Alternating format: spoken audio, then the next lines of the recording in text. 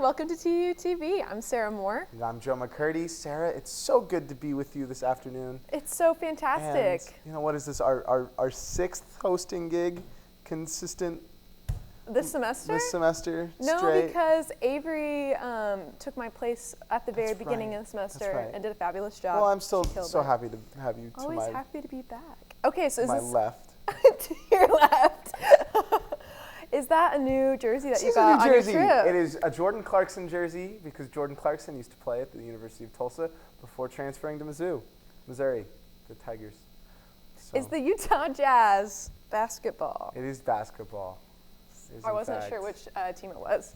Did you get to see a game when you were I there? did. I went to go see, I was in Utah from Thursday, and I got back Sunday. Saw a game Thursday night against the Charlotte Hornets, and they lost. The Jazz lost. No, Yeah. that's so and, sad. And the Charlotte Hornets are they've got 13 wins. So That's good, right? it's kind of embarrassing. Oh, that's bad. But no, yeah. It's 50 games into the season. And they've only won 13 Yeah. times? Yeah. Yeah, that's really embarrassing. But I could do It better was a than fun that. experience. It was my first NBA game, and I had a lot of fun. Aw, that's so exciting. We'll hear about it maybe in the sports section. We'll see. It's not like I write it or anything. So we'll be back.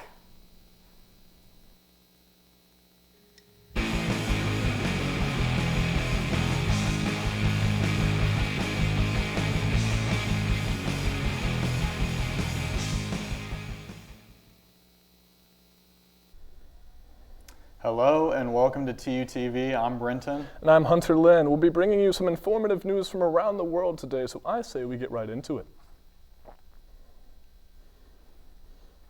On Monday, President Joe Biden said that Israel will stop fighting in Gaza during the month of Ramadan if Hamas releases hostages. Speaking on talk show Late Night with Seth Meyers, President Biden added that Israel was losing international support and we need to recognize a peace that would benefit Israelis and Palestinians in order to survive. The president indicated he hoped to see a deal by next Monday. Negotiations for a ceasefire in Gaza have picked up speed recently as representatives from the United States, Qatar, and Egypt work to pause the conflict between Israel and Hamas. The beginning of the Islamic holy month of Ramadan on March 10th is seen as an unofficial deadline for truce talks. Representatives from Israel and Hamas attempted to distance themselves from Biden's remarks as the conflict approaches its 5th month.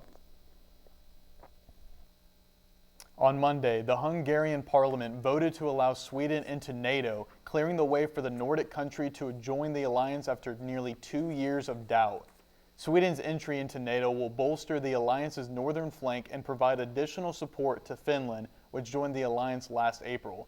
Sweden's military spending increased last year, already meets NATO's 2% of GDP goal, and the country's military industry is worth billions of dollars. Sweden also possesses one of Europe's largest air forces, including 71 home-built SAAB Gripen fighter jets. Last month, Sweden's civil defense minister warned that the world faced, quote, greater risks than at any time since the end of the Second World War. Tensions are rising in the small Eastern European country of Moldova as leaders of a breakaway region of the country known as Transnistria are set to meet tomorrow. The Transnistrian Congress of Deputies has not met since 2006 when they attempted a referendum to secede from Moldova and join Russia. Now, with Vladimir Putin's expansionist rhetoric louder than ever, Moldovan officials fear that another such move could be more successful. The situation comes amidst Putin's increasingly dangerous responses to continued Western support for Ukraine. Earlier this month, the Russian president rode in a strategic bomber capable of delivering nuclear payloads, and his longtime critic Alexei Navalny died in prison. Putin has used the Russian diaspora as justification for military expansion in the past, and the story in Moldova is no different. Said Putin, quote, "We still have 200,000 citizens living there. We will not allow them to become victims of another Western adventure." The president of France, Emmanuel Macron, has not ruled out the possibility of sending ground troops to Ukraine as that country's war with Russia enters its 25th month. Speaking at a summit in Paris, Macron said that France, quote, will do anything we can to prevent Russia from winning this war. While it is still unlikely that any NATO country will put troops on the ground in Ukraine, Macron's statement is a welcome gesture of solidarity to the Zelensky administration as future U.S. aid to Ukraine seems increasingly doubtful. Several of France's NATO allies, including Poland, Italy, and Spain, have criticized the idea of fielding troops in Ukraine. Macron also announced the formation of a new coalition to provide missiles to Ukraine.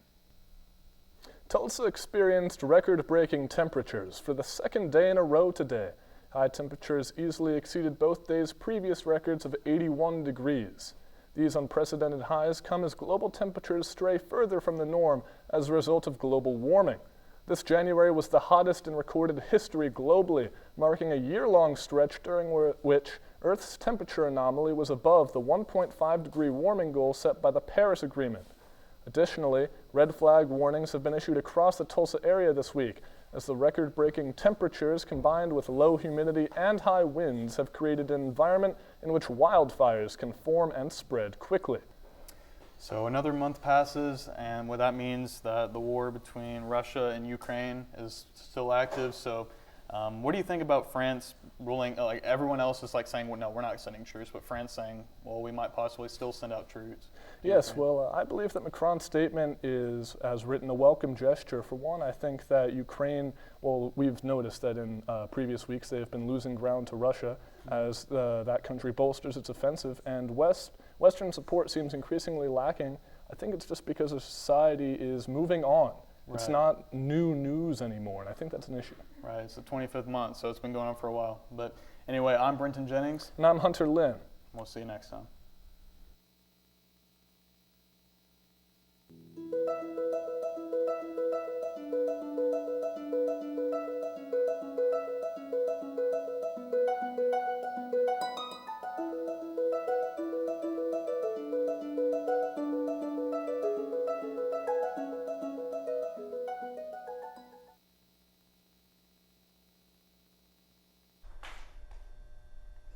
Hi and welcome back. Today I'm here talking with Diego from the Fungi Club. Diego, can you just tell me a little bit about yourself?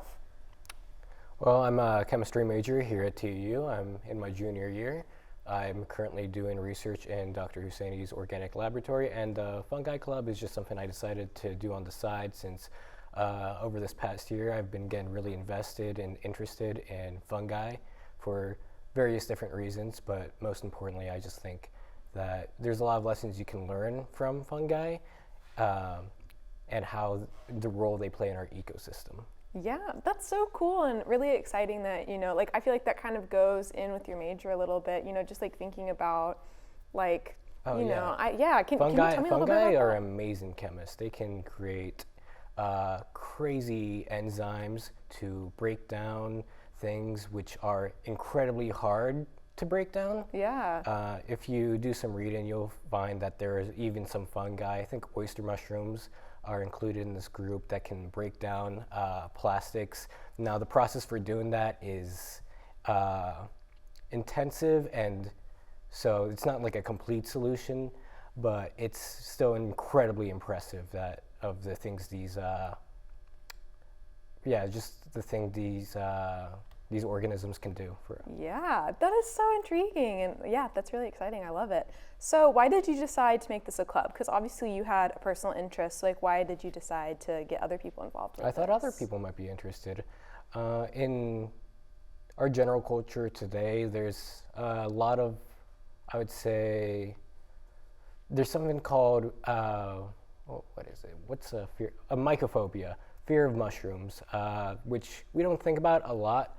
But we often associate mushrooms with things like death and decay, but they can also be so much more. And along with those things, those are important roles in ecology.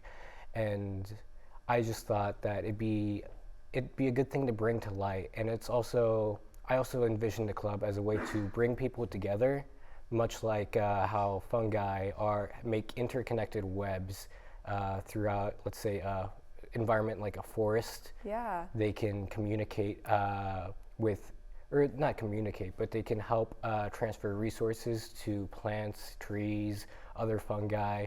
They don't work as individuals. It's just it's almost like one huge macroorganism. Yeah, I love thinking about it being a network and all of the people involved being a little network too. That's so cool. So, what are some things that you guys have been doing now as a club and that you're hoping to do in the future?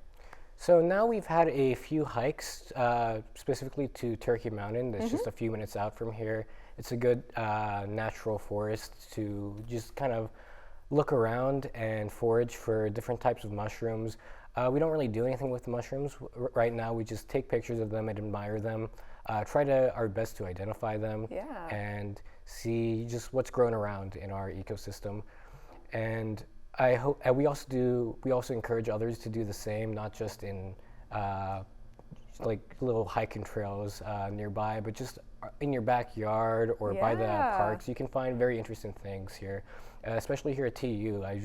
Sometimes I just look around the mulch that we have by the trees, and I have found crazy things growing there. That's so exciting to think about, like just what is here on campus. Do you have a favorite mushroom that you can find here in our area? That I can find? Probably oyster mushrooms. I was surprised to find a few clusters of oyster mushrooms grown here on campus on the mulch, which is strange because usually it grows on dying logs or dying trees. So I was surprised to find that here in the mulch. That's so cool. Okay, and then one more favorite mushroom question for you. Do you have just a favorite one in general? I've never found it in the wild, but I love how the aesthetics of the parrot wax mushroom. It's this beautiful, vibrant green mushroom. If you look at pictures of it, it's almost like it came out of a fantasy movie. That's so cool. Okay, well, whenever this interview is over, I will be Googling an image of that because I have to see that. Well, thank you so much for talking to us today about the Fungi Club. We'll be back in a bit.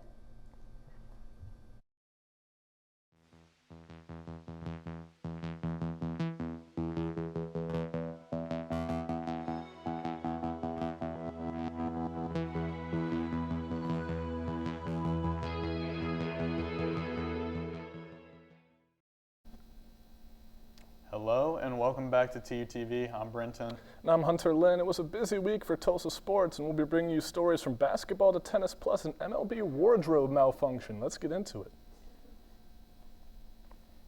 After a rough double-digit loss to Wichita State on Wednesday, Tulsa bounced back this past Saturday with the Charlotte 49ers visiting the Reynolds Center. The story of today's game was junior Jared Garcia, who ended the game a perfect 4 for 4 from 3 and 10 for 11 from the field.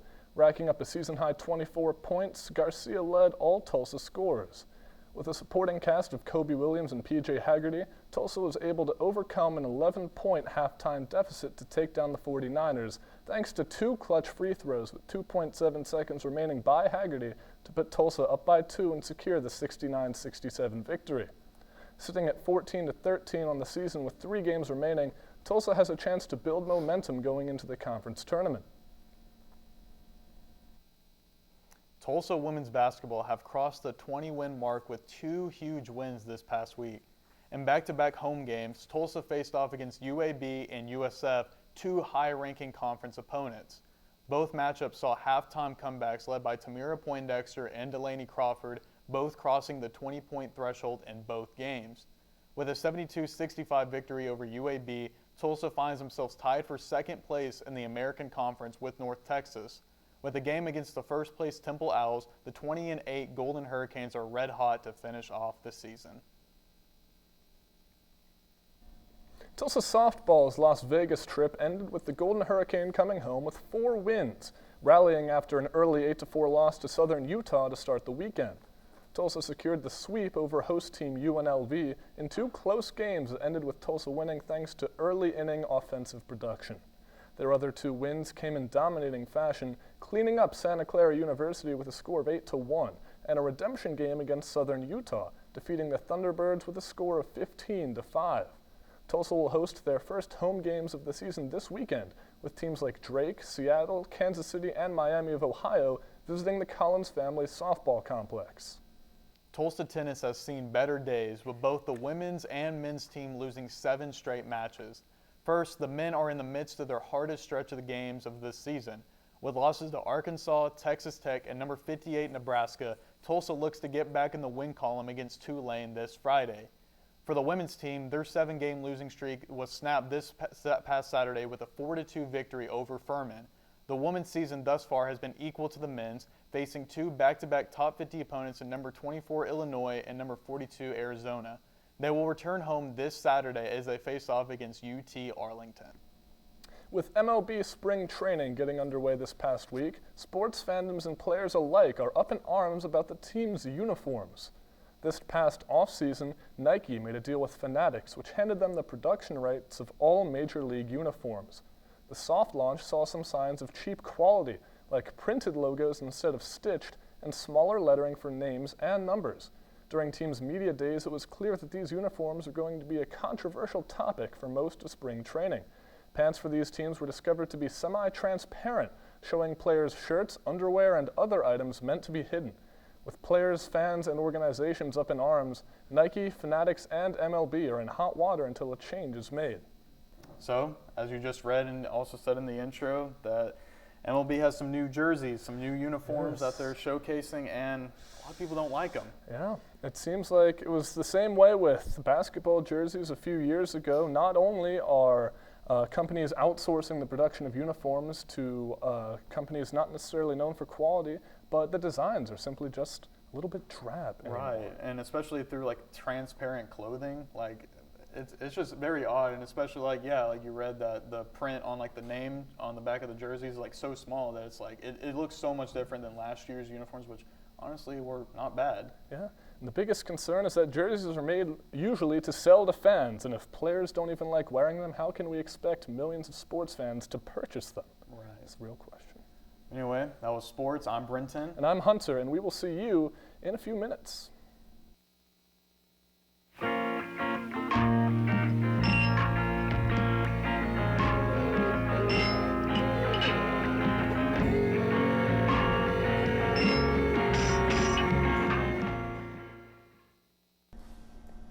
Welcome back, Tulsa. I'm Hunter Lynn. And I'm Brenton Jennings. Hey, we have some exciting entertainment news to get into. Let's get right into it.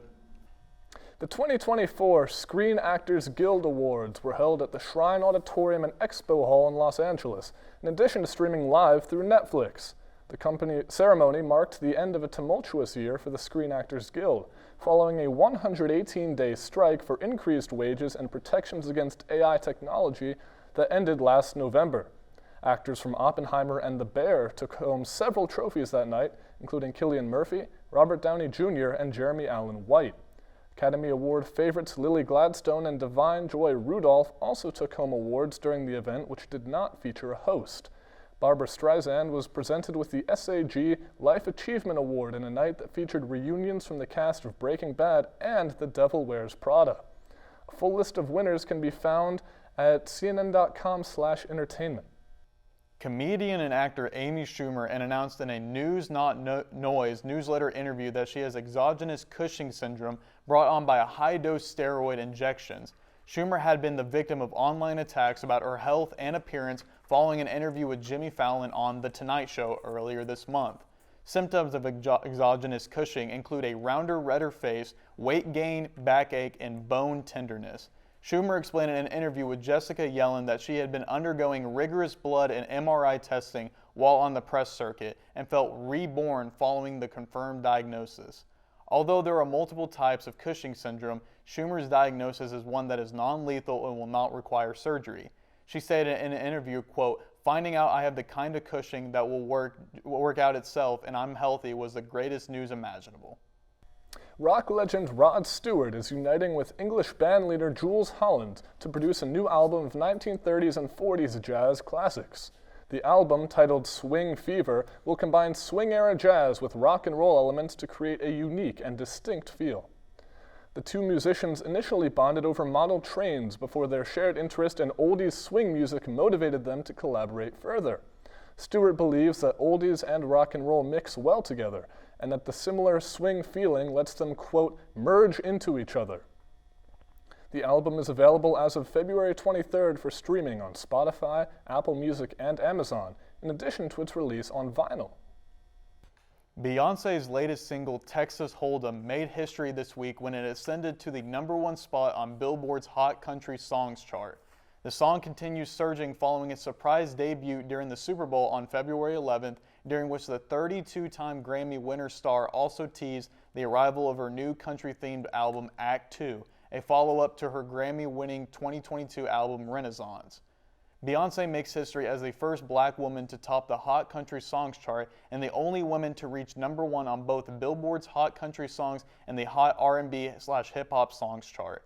Texas Hold'em debuted at #2 on Billboard Hot 100, while Beyoncé's other country single, 16 Carriages, placed 9th on Hot Country Songs and 38 on the Hot 100 chart. Vice Media is planning massive layoffs and content restructuring that will halt publishing on the Vice.com website, according to an ABC News article on Thursday. The announcement comes after a tumultuous few years for Vice, during which they filed for bankruptcy and were sold to an investment consortium for $350 million. Without giving specifics, CEO Bruce Dixon stated in the bombshell staff memo that layoffs were likely including significant portions of Vice's estimated 900-person staff. The company will also be seeking to sell its Refinery 29 publishing business and focus on social media channels rather than online news publishing. Vice is continuing the recent trend of struggling media companies, with compatriot outlets the Los Angeles Times, Washington Post, and Wall Street Journal also experiencing layoffs this past year. So Hunter, a lot of media companies have been starting to do a lot of layoffs, as you just read.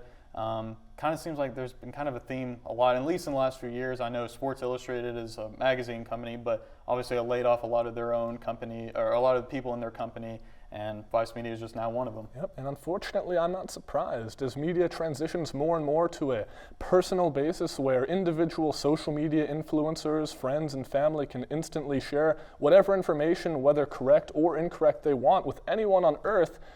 What place is left for the traditional media in today's world? Right. Yeah. There's a lot of, like I said, a lot of the big time media departments are like shutting down, and kind of seems like that's a recurring theme. Yeah. But anyway, that's all the time we have. I'm Brenton, and I'm Hunter, and we will see you next week.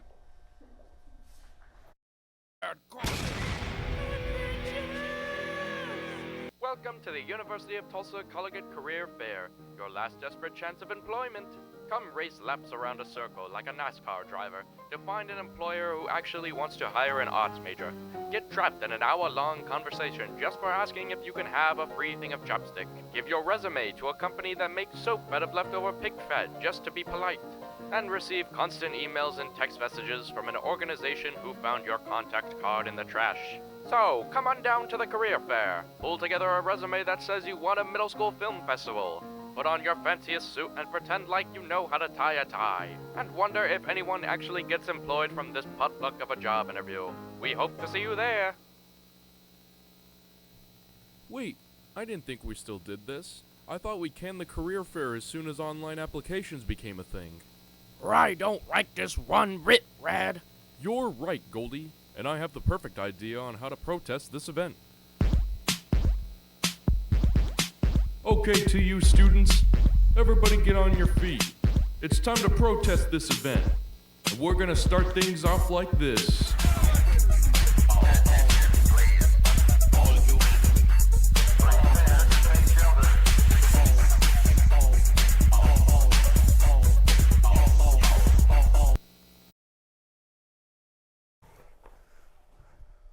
Hello and welcome back. Very good episode by our friend Glenn. Yes, great job, Glenn. And it's funny, we on the topic of the career fair and flop, I think is a great segue into us as, you're a media studies major, right? I'm a graphic design major. Okay, but same thing. So, Same thing. we go to the career fair. I don't We get all dressed up. Or no, we don't go to the career fair. I've never been to the Purely career because fair. there are no opportunities for liberal arts majors. There's not. We just don't get hired the way This STEM is people a do. liberal arts school, and we get zero. Brad Carson, get us some internships, There's please. just I don't want not to be a part of the 3% that don't have a job after they graduate. The 97% success rate from Tulsa does not apply to liberal arts majors.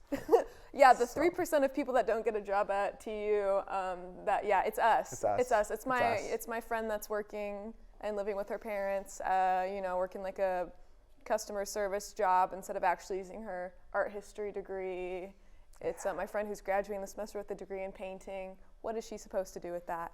You can't get an internship for painting. I'm not gonna rag on art majors. I'm Oh, sorry. I'm not I can't ragging. sit here. I'm I'm ragging on TU. No, I know you're ragging on TU, but I'm also like holding myself back from ragging on art majors. I'm really proud of you for I that, can't Joe. hurt my own kind.